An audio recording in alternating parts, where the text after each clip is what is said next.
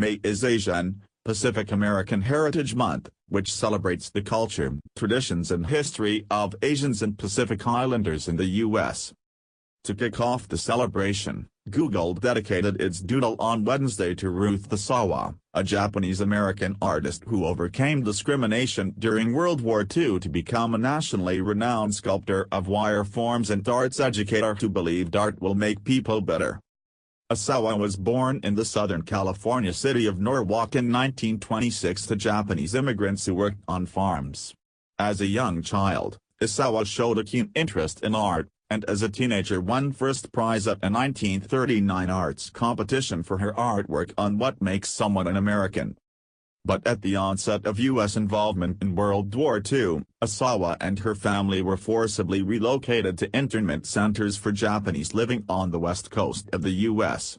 During her internment, she continued to study art, and following her graduation from an internment center's high school, she attended the Milwaukee State Teachers College, as ethnic Japanese were prohibited from attending college in California. She had intended to become an art teacher, but because she couldn't get hired to perform required practice teaching due to her Japanese heritage, she left Wisconsin without the degree and transferred to the experimental Black Mountain College in North Carolina.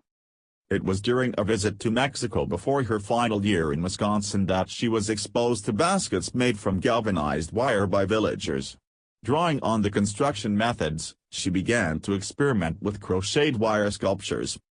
Resembling weaving, her sculptures brought her prominence in the 1950s for their lightness and transparency. Her work appeared at exhibitions at the Whitney Museum of American Art and the 1955 São Paulo Art Biennial. In 1962, Asawa began experimenting with sculptures based on nature that became increasingly geometric and abstract. My curiosity was aroused by the idea of giving structural form to the images in my drawings, she said. These forms come from observing plants, the spiral shell of a snail, seeing light through insect wings, watching spiders repair their webs in the early morning, and seeing the sun through the droplets of water suspended from the tips of pine needles while watering my garden.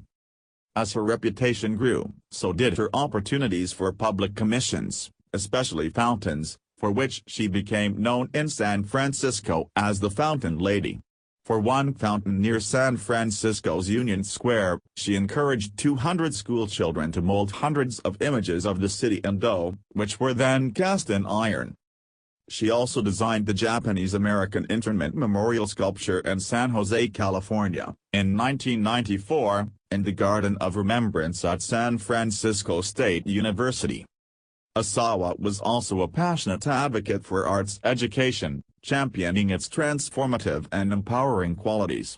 Art will make people better, more highly skilled in thinking and improving whatever business one goes into, or whatever occupation. It makes a person broader, she said. She was the driving force behind the creation of the San Francisco School of the Arts, which was renamed the Ruth Asawa San Francisco School of the Arts in her honor in 2010. She died at her San Francisco home in 2013 at the age of 87.